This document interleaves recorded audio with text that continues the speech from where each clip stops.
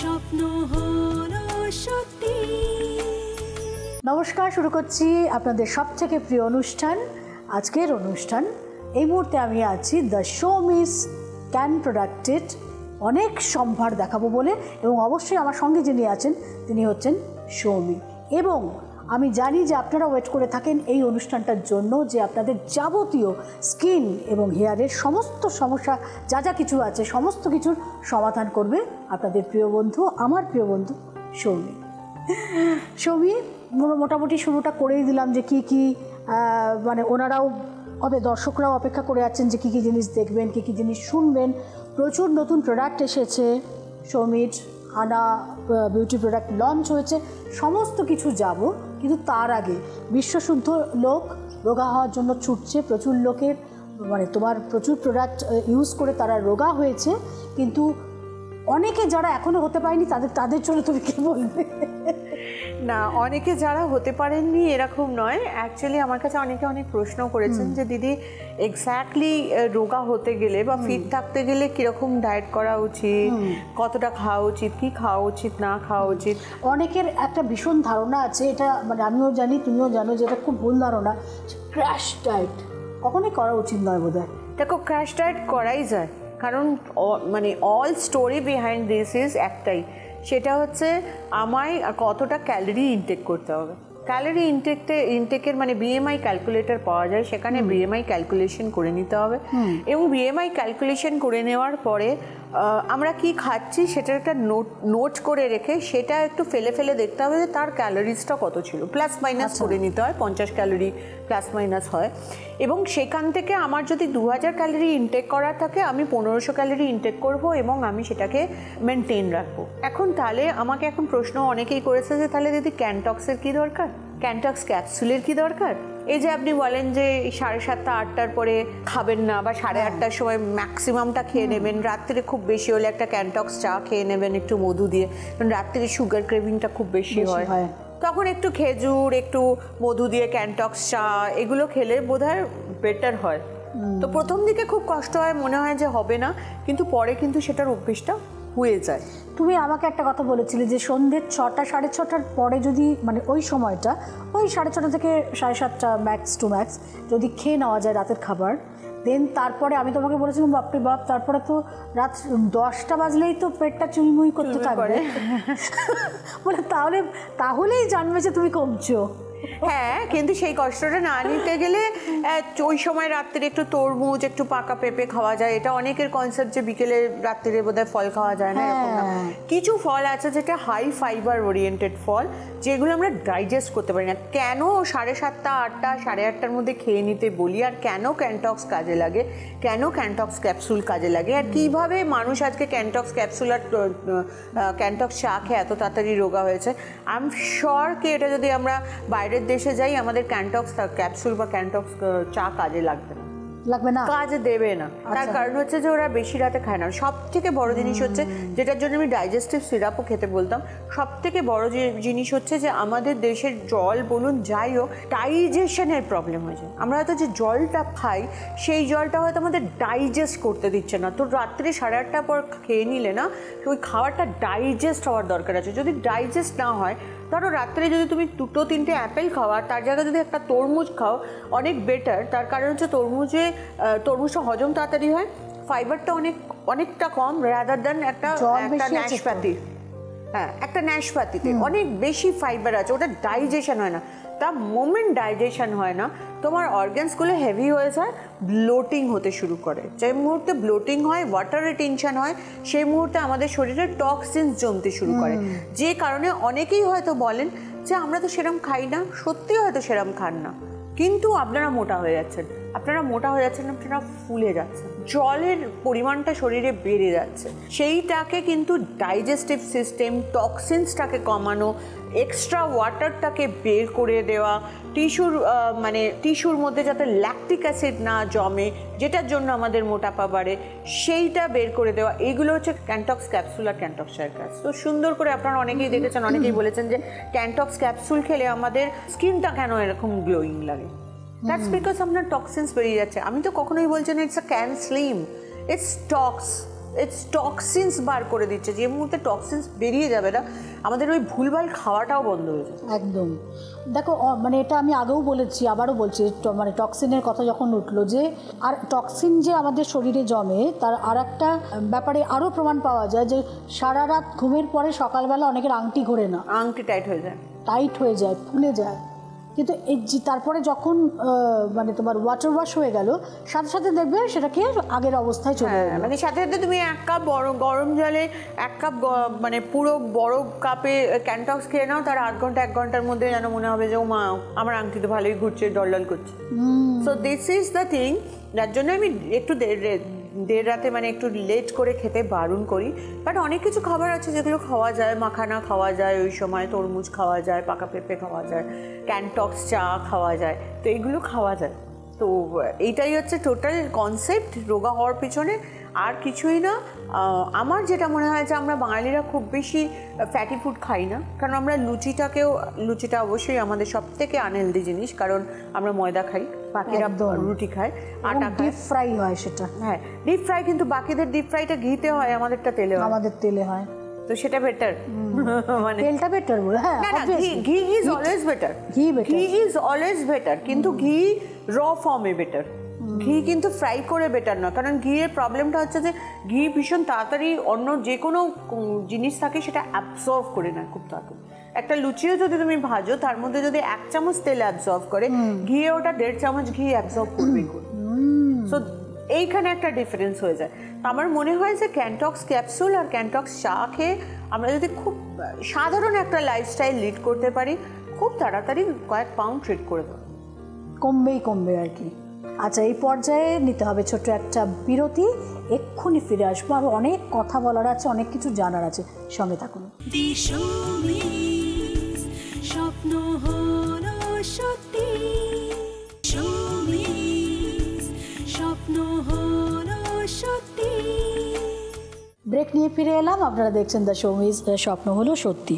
আচ্ছা, চা খেতে খেতে ক্যান্টক্স খাচ্ছি, কিন্তু হ্যাঁ ক্যান্টক্স খেতে খেতে একটা প্রশ্ন করি, যে ধরো এই যে একটা বয়স 45-50, এই এজটা মানে যেখানে মানে আরও বেশি করে কেয়ার করা উচিত, যত্ন নেওয়া উচিত স্কিনের, তো এই সময় হয় কি একটু স্কিন ঝুলে যায়, হ্যাঁ একদিকটা একটু কেমন হয়ে গেল, পুরোটা যেন আগে যেরকম একটা নিটোল গোল মুখ ছিল, মানে সবাই বলতো বাপরে বাপ কি সুন্দর দেবী মূর্তির মতো, সেখানে কোথাও যেন একটা খামতি মনে হয়।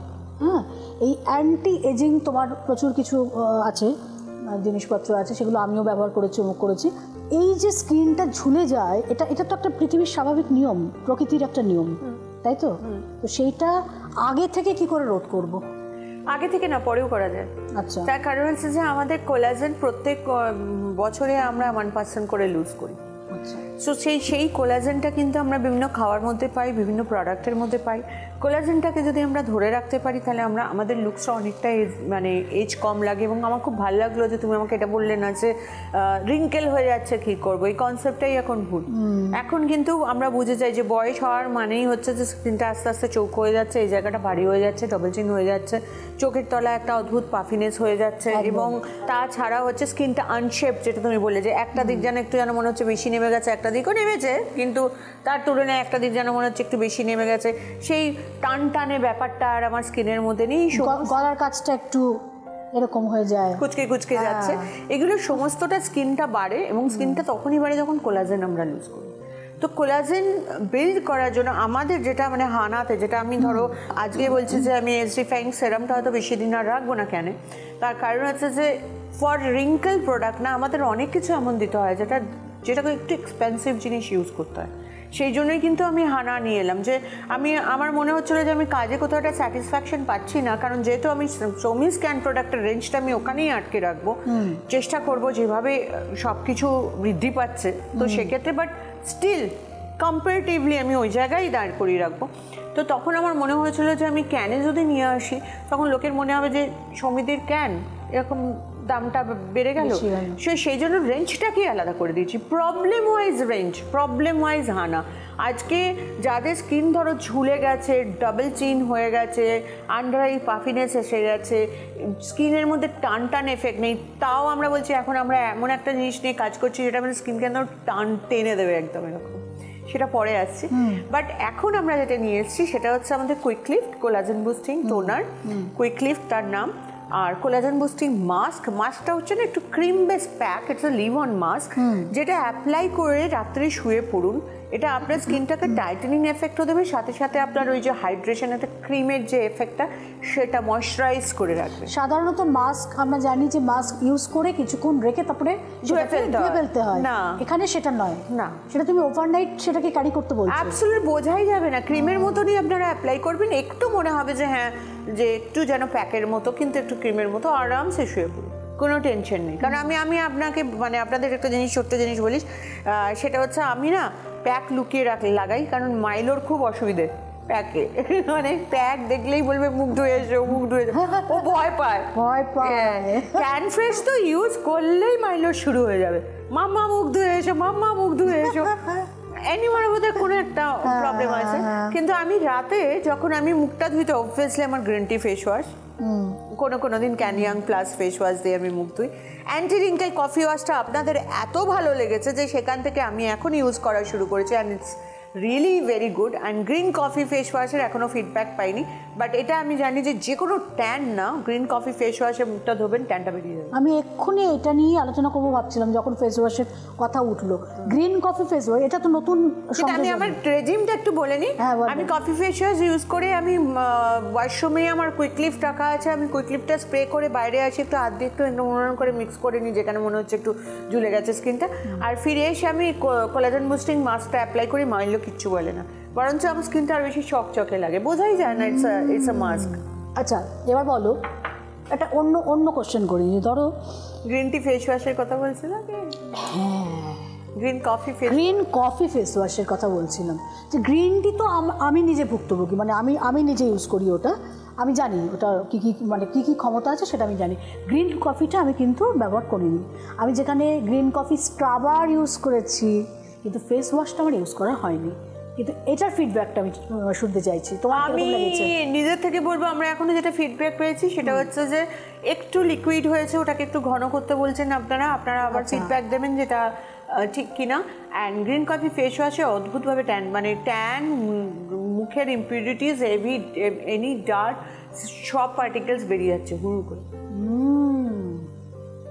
এটা কিন্তু মানে জানাই ছিল, তাই না? ধরো তুমি যখন প্রথম গ্রিন কফিটা নিয়ে মারাত্মক রকমভাবে তুমি শুরু করে দিলে পড়াশোনা, it's not green coffee, Shoumi's can product, actually thanks to them, কারণ আমি ফেস ওয়াশ আনতে চাইতাম না, ওনারা ফেস ওয়াশ বলেছেন, আর এখন শৌমিস ক্যান প্রোডাক্টের প্রত্যেকটা ফেস ওয়াশ লিড করছে, প্রত্যেকটা ফেস ওয়াশ আপনাদের পছন্দের, মানে can clear one face wash, can young plus face wash, anti wrinkle coffee face wash আমি বুঝতেই পারিনি কোনোদিন ইউজই করিনি, আপনাদের কথা শুনে আমি ইউজ করা শুরু করেছি, আর আমি নিজে দেখতে পাচ্ছি যে একটা ফেস ওয়াশ স্কিনটা ক্লিন করার পরে আমাদের হাইড্রেশনটা কতটা মেনটেন রাখছে।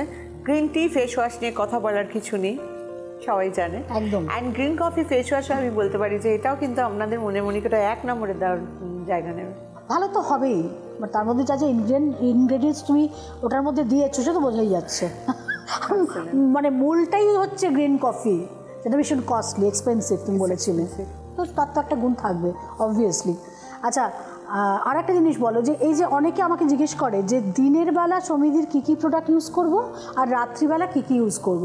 নাইট ক্রিম তো আমরা সবাই জানি রাত্রিবেলা ইউজ করব, কিন্তু দিনের বেলাতেও মানে যে সমস্ত প্রোডাক্ট আছে সেগুলো মানে অ্যাপ্লাই করারও তো কিছু পদ্ধতি আছে। সিম্পল, আপনি ফেসটা পরিষ্কার করবেন, can fresh, can milk, green tea face wash, green coffee, what ever একটা ফেস ওয়াশ দিয়ে মুখটা ধুয়ে নিন, তারপরে টোনার ইউজ করুন, আপনি ক্যান অ্যাক্টিভ টোনার বা ক্যান ফ্রেশ টোনার ইউজ করতে পারেন, আরও বেশি বেটার রেজাল্টের জন্য অ্যালপাইন রোজ টোনার হানার ইউজ করতে পারেন, যাদের একটুখানি মানে স্যাগিং এর প্রবলেম তারা কুইক লিফট মানে কোলাজেন বুস্টিং টোনারটা ইউজ করতে পারেন। তারপরে একটা সানস্ক্রিন, বাড়িতেও থাকলে একটা সানস্ক্রিন অ্যাপ্লাই করে নিন, অথবা ভিটামিন সি সেরামটা ইউজ করতে পারেন, কারণ ভিটামিন সি সেরাম যেটা আছে সেটা সানস্ক্রিনের কাজ দেয়। সো ভিটামিন সি সেরাম আর ক্যানফেয়ার সেরাম যদি ইউজ করতে চান তাহলে সানস্ক্রিন, দ্যাটস অল। শুনে নিয়েছেন সবাই। আর সমী কথা বলছি আর আমি গল্প করতে করতে ভাবছি যে আরে এখন তো আমার একটা ব্রেক নিতে হবে, কোথাও যাবেন না, এক্ষুনি ফিরছি, সঙ্গে থাকুন। স্বপ্ন হলো সত্যি, স্বপ্ন হলো সত্যি। ব্রেক নিয়ে ফিরে এলাম, আপনারা দেখছেন দ্য শো মিস স্বপ্ন হলো সত্যি। আমরা আজকে অনেক কিছু জানছি সমীর কাছ থেকে, আপনারা জানছেন, শিখছেন, সমৃদ্ধ হচ্ছেন। একেবারে লাস্টের সেগমেন্টে চলে এসেছি, বুঝলেন তো? এই সময়টা মনে হয় যে আরও অনেক কিছু জানার বোধহয় বাকি থেকে গেল। আচ্ছা, আমি একটু জিজ্ঞেস করি যে ধরো এখন তো মোটামুটি গরম পড়তে শুরু করলো, এই এইটাই বলছি যে এই পর্যায়ে যদি এইরকম গরম হয়, এখনও 2 মাস বাকি আছে, কিন্তু সাংঘাতিক রকমের যখন পারদটা চড়বে, হ্যাঁ, তো গরমকাল মানেই হচ্ছে একটা ওই ব্যবসা, গরমে একেবারে সাংঘাতিক অবস্থা, যেরকম স্কিনের তেমনি চুলের। চুল তো মারাত্মক রকম, আমার তো যেটা হয় সাংঘাতিক রকম তোমার ভিজে হয়ে যায়, একেবারে মানে ঘামে একেবারে চপচপ হয়ে যায়, এবং তখন যেটা হয় একটা ফাঙ্গাল ইনফেকশন হয়ে যায়, তাই না? এই আগে থেকে মানে প্রিকশনটা কীভাবে নেব? সব থেকে বড় কথা হচ্ছে, ধরো আমার একদিন আমি আসছি এবং আমি হয়তো একটা এসি অফিসে ঢুকে যাচ্ছি এবং সেখান থেকে আবার গাড়ি করে বাড়ি চলে যাচ্ছি, অসুবিধা নেই, সেদিন বিকেলে গিয়ে শ্যাম্পু না করলেও চলে। আচ্ছা, কিন্তু ধরো একটা প্রচণ্ড ট্রাভেল করে হয়তো একটা বাসে করে আসছি এবং একদম রাস্তায় দাঁড়িয়ে, মোটামুটি ধরো আমার যেটা হচ্ছে ফ্যাক্টরিতে দাঁড়িয়ে আমি কাজ করছি, সেখান থেকে হয়তো ওখান থেকে হয়তো একটা কোনো ট্রান্সপোর্ট নিয়ে আর একটা ফ্যাক্টরিতে যাচ্ছি এবং সেখানে গিয়ে কাজ করছি, প্রচণ্ড ধুলো চুলের গোড়ায় গোড়ায় ঢুকে গেছে, বাড়ি ফিরে এসে শ্যাম্পুটা কিন্তু করতে হবে। এবার শ্যাম্পু করার প্রসেসটা যেটা হচ্ছে সেটা হয়তো অনেকেই হয়তো মনে করেন, আপনারা জবা আমলা শ্যাম্পু প্রচুর পরিমাণে ইউজ করবেন না। আচ্ছা, শ্যাম্পু করার নিয়ম হচ্ছে যে শ্যাম্পুটা এখন করবেন না, জবা আমলা শ্যাম্পুটা, আমার জবা আমলা শ্যাম্পু যেটা, সেটা একটা কোথাও নিয়ে বা হাতেই নিয়ে না একটু জল দিয়ে ওটাকে লিকুইড করে নেবেন, লিকুইড করে নিয়ে চুলের গোড়ায় গোড়ায়, কারণ চুল যত ঘন হয় না চুলের গোড়ায় হাতটা যায় না, তো লিকুইড করে করে চুলের গোড়ায় গোড়ায় দিয়ে ভালো করে গোড়াটা রাব করে তারপর ধুয়ে ফেলতে হয়। ধুয়ে ফেলার পরে আপনি যদি ক্যানগ্রো শ্যাম্পু ইউজ করেন অথবা আর্গান অয়েল শ্যাম্পু ইউজ করেন, একবার ওই মানে ক্যানগ্রো শ্যাম্পু হচ্ছে ট্রিটমেন্ট বেস, তো ক্যানগ্রো শ্যাম্পু সেম ওয়েতে অল্প একটু শ্যাম্পু নিয়ে জল দিয়ে ওটাকে বাড়িয়ে ভিজিয়ে বেশি করে তারপরে পুরো চুলে অ্যাপ্লাই করা, অথবা আর্গান অয়েল শ্যাম্পু যদি চুল সফট করতে চান সেটা করে নিয়ে ধুয়ে নিয়ে একটু কন্ডিশনার, আর্গান অয়েল কন্ডিশনারটা ইউজ করে নিই। কিন্তু বাড়ি ফিরে আমি কিন্তু ডেফিনেটলি হ্যাঁ মুখটা আগে ক্লিন করি গ্রিন টি ফেস ওয়াশ দিয়ে, এখন গ্রিন কফিও মাঝে মধ্যে আমি ইউজ করছি, মুখটা আগে ক্লিন করি। ক্লিন কেন, ওর ওপরে আমি ক্যানফ্রেস দিতে পারি না যখন অত ধুলোবালিতে কাজ করে আসি, না তোমাকে মুখ ক্লিন করতেই হবে, অ্যাবসলিউটলি আমাকে মুখটা ক্লিন করতে হয়। যদি খুব বেশি ধুলোবালিতে কাজ না হয়, যেদিন ধরুন অফিসে এসে আমি বাড়ি চলে যাই, আমি বাড়ি গিয়ে ওই তার উপরেই আমি ক্যানফ্রেশটা অ্যাপ্লাই করে নিলাম।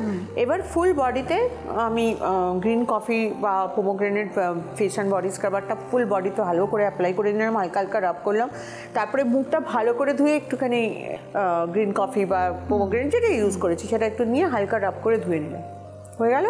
এবার আমি রাতেও কিন্তু আমি ফেয়ার বডি সেরাম অ্যাপ্লাই করে নিই বডি, আচ্ছা, টু ফর দ্য হাইড্রেশন। এইবার তারপর আমার শুরু হলো যে আমি একদম ফিরে গেলাম বাড়িতে, আমার আর কোনো কাজ নেই, আমি একটু কুইক লিফটটা ইউজ করে নিলাম, নিয়ে আমি একটু কোলাজেন বুস্টিং মাস্ক ইউজ করলাম, কোনোদিন কুইক লিফটটা ইউজ করার পরে আমি একটু কোলাজেন বুস্টিং ক্রিম ইউজ করলাম, কোনোদিন আবার কুইক লিফটটা ইউজ করার পরে আমি অ্যান্টি রিঙ্কেল ক্রিমটাও ইউজ করলাম, কারণ অ্যান্টি রিঙ্কেল ক্রিমটা তো খুব ক্রিমি, আমার ড্রাইনেসটাকে পুরো কাটিয়ে দেয়। তো ডেফিনেটলি কোলাজেন বুস্টিং মাস্ক যেমন তোমার টাইটেনিং এফেক্ট দিচ্ছে, স্কিনে গ্লো দিচ্ছে, কোলাজেন বুস্টিং ক্রিম তোমার রিঙ্কেল কম করছে, কিন্তু অ্যান্টি রিঙ্কেল ক্রিম সোমি স্ক্যানে মানে ওই যে ড্রাইনেসটা, সেই ড্রাইনেসটাকে পুরোটা কাটিয়ে দেয়। তো আমি এরকম 3 দিন পর করে আমি নিজের বিউটি রেজিমটা মেনটেন করি। আর সানস্ক্রিনটা হ্যাঁ বাইরে যখন থাকে বারবার করে সানস্ক্রিন ইউজ করা আমার অভ্যেস। কোনো সানস্ক্রিনের ধরো 2 ঘন্টা পর আবার ইউজ করতে হয়, কোনো ক্যানফেয়ার 45 যেরকম 4 ঘন্টা বোধ হয় না, 4 ঘন্টা। আমি যেটা করি নর্মালি গরমের সময় কি করি কি, আমি একটা ওই পাউচ বানিয়েছি, ওর মধ্যে পাফ রাখা থাকে, ওই পাফটা দিয়ে আমি ওই ক্যানটাচ পাউডারটা একটু পাফ করে নিই, ক্যানটাচ পাউডারটা বারবার করে পাফ করে নিই। হ্যাঁ, একটু ড্রাই লাগে, খুব যদি একটু মনে হচ্ছে যে না বোধহয় পুরোটাই চলে গেছে, একটু ড্রাই হয়ে যায়, কারণ দেখবে বেশি গরমে স্কিন ড্রাই লাগে, তখন আমি একটু অ্যালপাইন রোজ টোনারটা স্প্রে করে নিয়ে একটু শুকিয়ে নিলাম, তার উপর একটু হালকা হাতে আমাদের যে হানার সানস্ক্রিনটা আছে ওটা একটু হালকা হাতে অ্যাপ্লাই করে নিলাম, সেটাও করে থাকি। But I do take care, মানে আমি আমার সানস্ক্রিনটা সবসময় অ্যাপ্লাই করতে থাকি। আচ্ছা দেখো, আমরা তো জানি যে মানে প্রত্যেকটা ঋতুতে বিউটি রেজিমটা চেঞ্জ হয়। এখন যেরকম ধরো সমীর যারা প্রোডাক্ট এত বছর ধরে ইউজ করেছেন তারা মোটামুটি অনেকে জানেন যে আমি কিভাবে কার পরে কোনটা কি ইউজ করবো তবু, কিন্তু যারা এখনও সমীর ধরেননি তাদের জন্য বলছি, মানে প্রত্যেকটা ঋতু বদলায়, ঋতুর সঙ্গে সঙ্গে কিন্তু স্কিন এবং হেয়ারের কিন্তু অনেক রকম সমস্যাটাও বদলাতে থাকে। তো তাদের বিউটি রেজিমটা কী হবে? সবার আগে যেটা চেঞ্জ হয়ে যায় সেটা হচ্ছে বডি লোশন থেকে বডি সেরাম।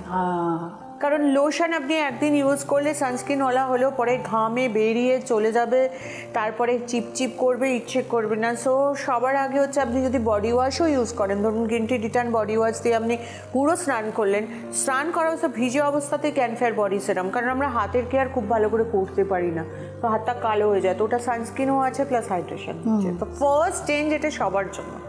সেকেন্ড হচ্ছে ফেসটা ক্লিন করাটা খুব পরিমাণে বেড়ে যায়, দিনে 2-3 বার করে ভালো করে ক্লিন করতে হয়। আমরা যেটা পারি না, মানে সকালে বেরোই রাত্রিরে ফিরি, তখন তো আমরা দিনে 3 বার করে ক্লিন করতে পারি না, না গরমের সময়। তখন কি হয়, তখন 2 স্টেপে ক্লিন করতে হয়। তার মানে হচ্ছে বাড়ি গিয়ে আমি একবার ফেস ওয়াশ দিয়ে মুখ ধোবো, আমার যেটা হচ্ছে যে গ্রিন টি ফেস ওয়াশ দিয়ে আমি মুখটা ধুই, অ্যান্ড দেন তারপরে আমি যে কোনো কিছু একটা অ্যাপ্লাই করি। ইদার ক্যান ফ্রেশ, যাদের সেন্সিটিভ স্কিন তারা ক্যান অ্যাক্টিভ ইউজ করবেন, ইদার কোনো দিন ক্যান মিল্ক একটু চেঞ্জ করে ইউজ করলে না স্কিনের গ্লোটা আরও ভালো বোঝাবে।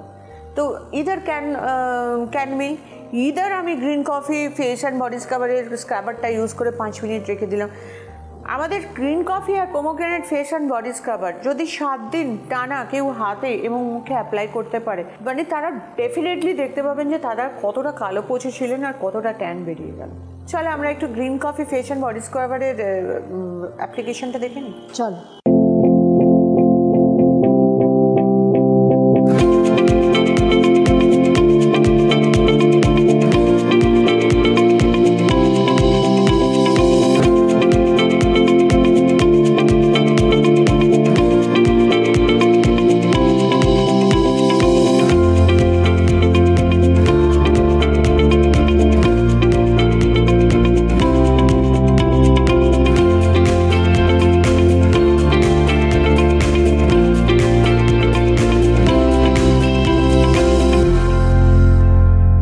অ্যাপ্লিকেশন দেখলাম, আপনারাও বুঝেছেন যে কিভাবে এটাকে অ্যাপ্লাই করতে হবে এবং কি কি তার ফল আপনারা পাবেন, আমরা তো বুঝেই গেছি।